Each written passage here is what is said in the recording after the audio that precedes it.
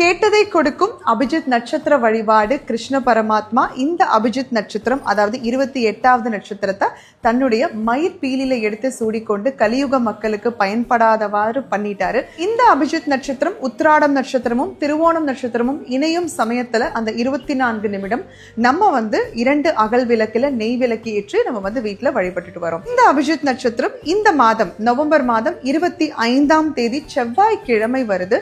நள்ளிரவு. அதனால எல்லாருமே வீட்டுல இருப்பீங்க. முடிஞ்ச அளவுக்கு முடிச்சிருந்தீங்க அப்படின்னா நீங்க ப்ரே பண்ணிக்கலாம்.